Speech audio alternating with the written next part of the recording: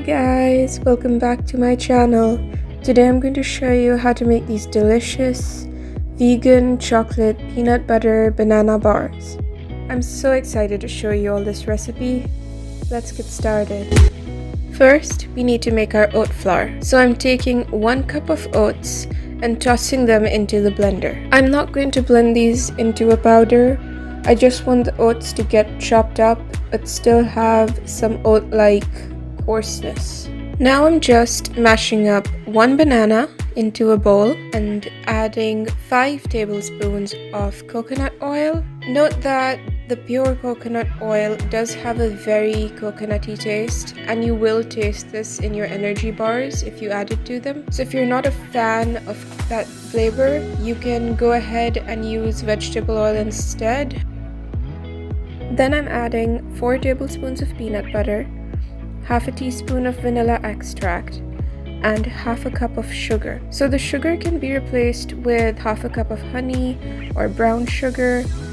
Normally I would do that, but at this point I'm just trying to make do with whatever I have in my pantry. If you can go for the healthier option, by all means do so. Add half a teaspoon of baking soda. I also added in a 1/4 teaspoon of salt, but forgot to show it in the video. Then I'm just going ahead and adding the oat flour that we made in the beginning of this video. Now it's time to stir all the ingredients till they are really nicely mixed in. Pour the mixture into a greased oven dish with buttered baking paper. I accidentally ended up baking a dish that was too big for this and had to change the dish during the process. So remember not to use anything bigger than an 8 by 8 inch pan for this. Once the mixture is in the pan, you can add whatever you like to the energy bars. I personally like walnuts and some granola.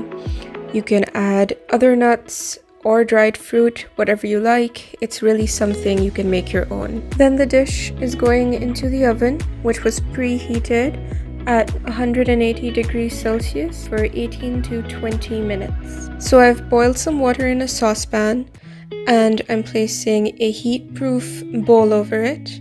I'm going to add the chocolate to this and let it melt.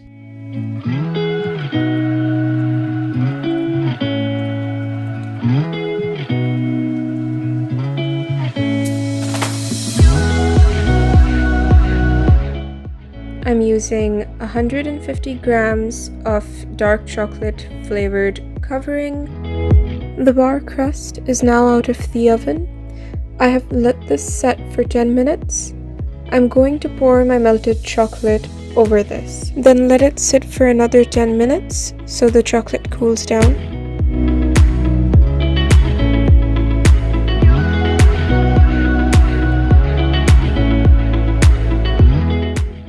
These bars were so good. I literally haven't been able to stop eating them.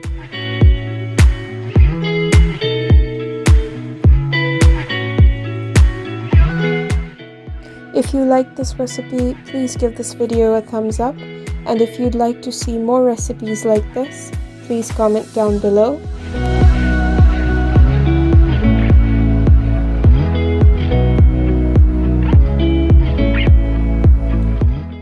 See you next time!